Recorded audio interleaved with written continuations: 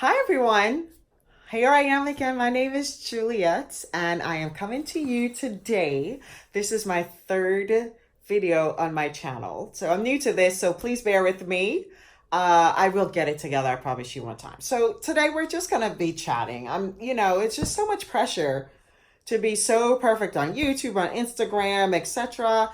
I'm just going to be chatting with you today. How are you? How are you doing? I hope you're having a great day. So this is Juliet Jules, and I'm dropping a little jewels on you today.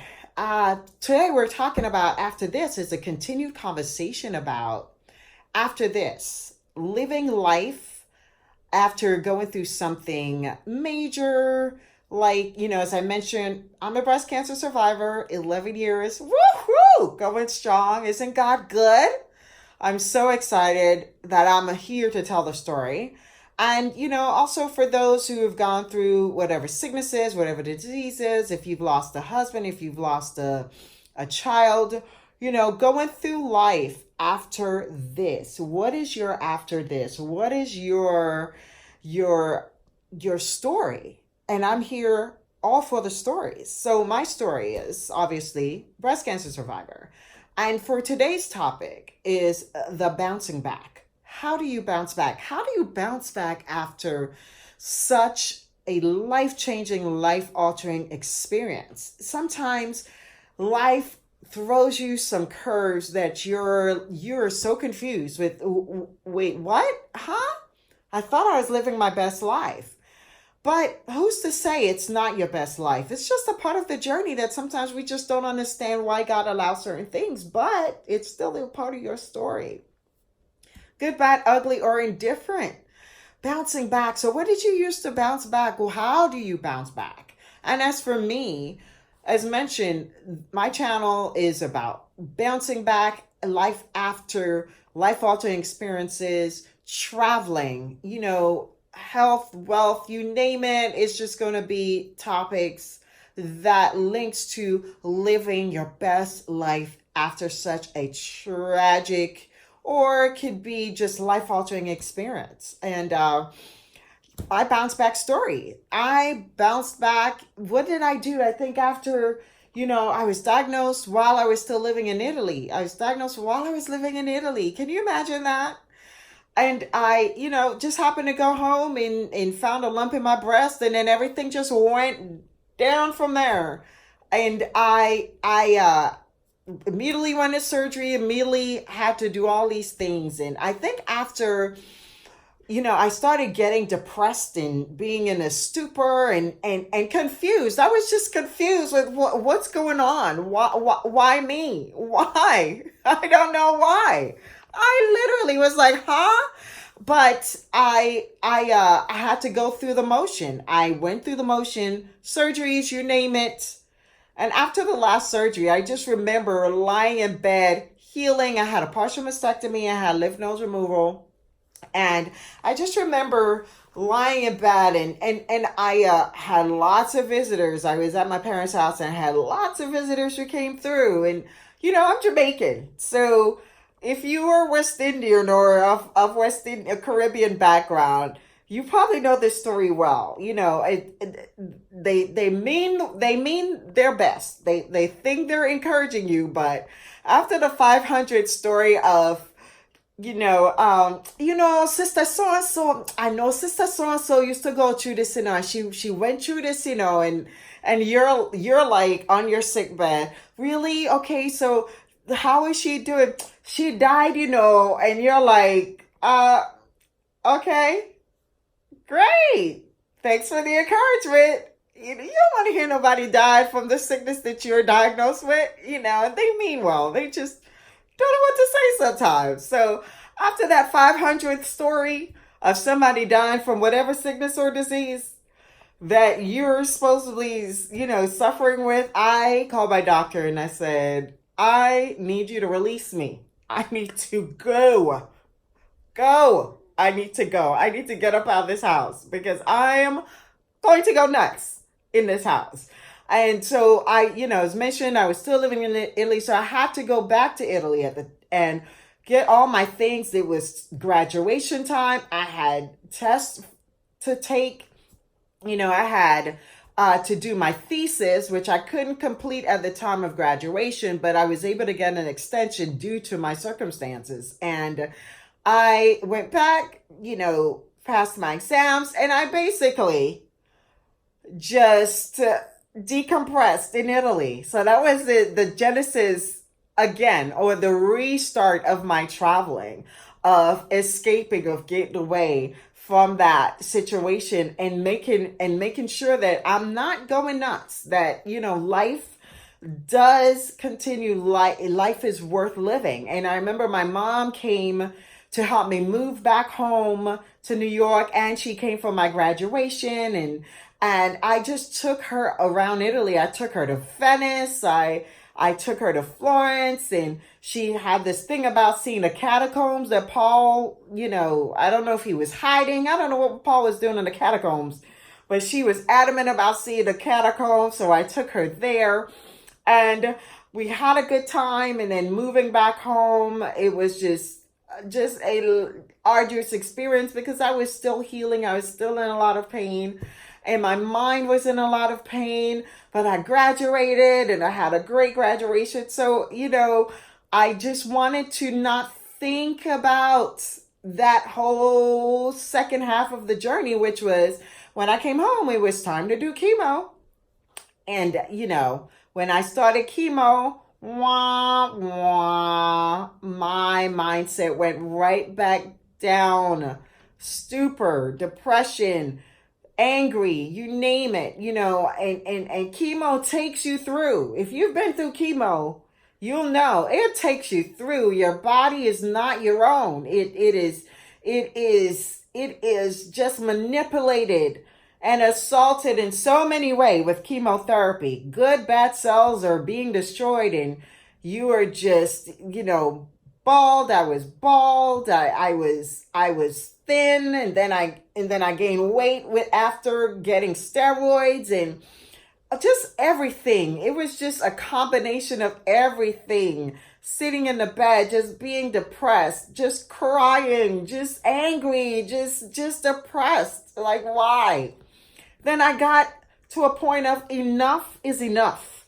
Enough is enough. I'm not going to allow you to take my mind. I'm not going to allow you to take my state of being. You already tried to capture my body. I am not going to allow you to take my mind. So I had to force myself to come back. I literally just started to indulge in the word of God and indulge in about healing and all of that. And when I was strong enough, I decided I needed to get away, traveling again.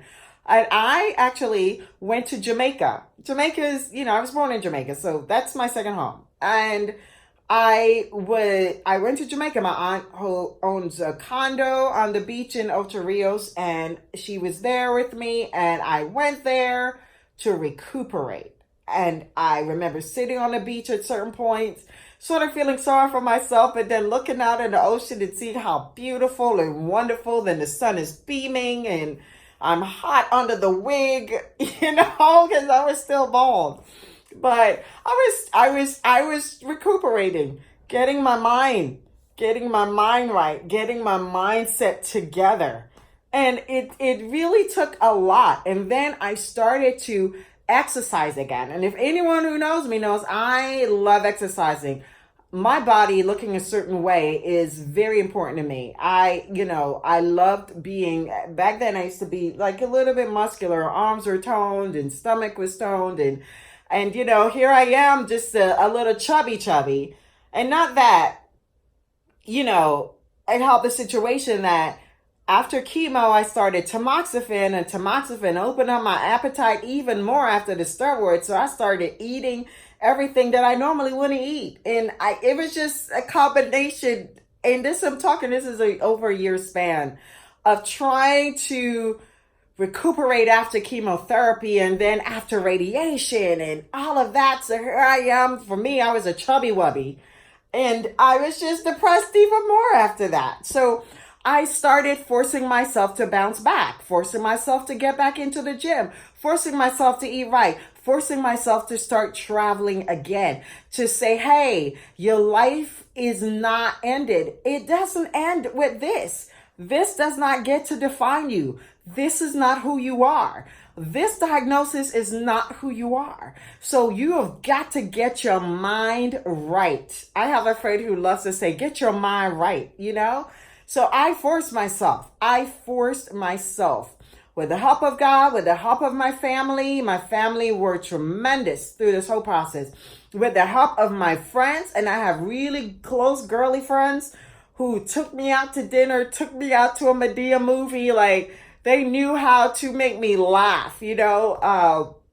There were so many times that there were so many scenes of laughter and with my good girlfriends. And that was my way of coming back to me, getting to know me, bouncing back to Juliet, bouncing back to who Juliet used to be and not be defined by this moment or this series of changes. And you know, sometimes life is so hard altogether. And then you have all of this on top of it that just throw monkey wrenches in you. And then what are you going to do? You're just going to lay there? You're just going to die?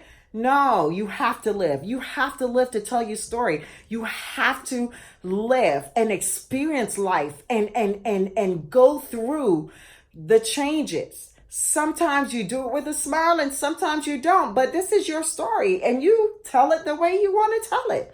You go through it the way you want to go through it, but you don't just stay there. You continue to grow. You keep on bouncing back. You keep on living your best life, whatever that means, whether it's giving back to the community, whether it's talking to someone. Sometimes people going through what you went through is such a great testament to helping them, because your experience is not about you. It's never about you. You've got to bounce back for people. It's about helping others.